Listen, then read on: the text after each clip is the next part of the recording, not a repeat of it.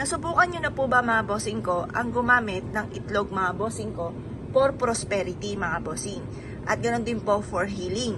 At ganoon din po mga bossing ko, sabi nila ay makakatulong din ito. Kung kayo po ay hindi nyo alam kung ano yung tatayaan ninyo, pwede kayong magtanong sa itlog.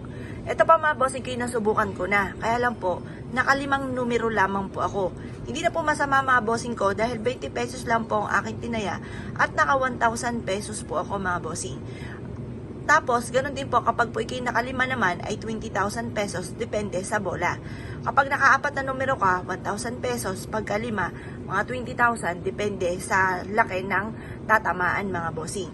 Ngayon po mga bossing, ang gagawin nyo lamang po ay ganito. Kumuha po kayo mga bossing ko ng itlog. At pagkatapos mga bossing ko, humarap ka sa gawing silangan. Kung ikaw po ay hindi nyo malaman kung anong inyong tatayaan, kumuha ka ng isang platito at pagkatapos ay magtanong ka sa ating itlog. Sabihin nyo po, sa numero na 1, ako ba ay tatama? Ngayon, hindi daw. Kasi may pagkakataon na matagal po itong matumba. Kapag matagal siyang tumumba, tayaan nyo na po yun kasi rare po yun. Yung mga rare na yan po ang dala ay swerte. Ngayon po mga bossing, bukod po dyan mga bossing ko, pwede nyo rin tong mula ulo hanggang paa or mula paa hanggang ulo ay ipaikot-ikot nyo po ito pong ating itlog at sabihin nyo po na higupin ng itlog ang lahat ng mga kamalasan ninyo or ng inyong karamdaman. At pagkatapos, ito po ay basagin sa tubig na nasa baso mga bossing. Yung po mga bossing ko, yung mga puti-puti na lulutang, yung po yung mga negatibo na nakuha ng ating itlog.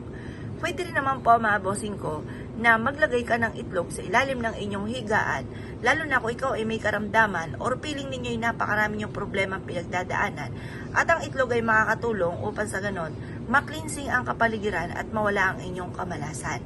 Yan po mga bossing, depende sa kung anong gusto po ninyo. May mga ganon sitwasyon sa mga naniniwala sa mga simple mga pamamaraan ay maaaring makatulong na sila po ay mawala ang kamalasan at saka for healing kung lagi kang may karamdaman. Ganoon din po mga bossing ko, sinasabi po nila na maglagay ka ng isang itlog mga bossing ko sa likod ng pintuan ng inyo pong main door at ito po ay magtatawag ng swerte. Ngayon po, kung kayo naniniwala at nais po itong gawin, mag-wish ka muna bago nyo po ilagay sa ating mga nabanggit. Punta ka sa gawing silangan at ibulong nyo po dito ang lahat ng inyong ninanais. Lalo-lalo na ang alse ng mga kamalasan na pinagdadaanan po ninyo. Pagtapos na po ay mag-wish mga bossing ko, ibilad nyo lang ito sa sinag po ng araw. At pagkatapos mga bossing ko hanggang alas 8 lamang. At pagkatapos, ito po ay ilagay nyo na sa mga lugar na aking nabanggit or magtanong ka sa itlog kung ano ang inyong tatayaan. Kung kayo naniwala at nais po itong gawin nyo lamang po ito sa umaga at huwag kang gagawa ng pampaswerte sa hapon. Sa umaga, pataas ang sinag ng araw at ang sunod ay liwanag. Sa hapon naman, pababa ang sinag ng araw at ang sunod ay tagdilim. Kaya huwag kang gagawa ng mga pampaswerte mga bossing ko sa hapon. Pero na lamang kung full moon, pwede kang gumawa. Pero kung ordinaryong araw ay huwag kang gagawa. Kung kayo pinaniwala at nais po itong gawin, ay siya mga bossing, good luck po sa inyo po lahat.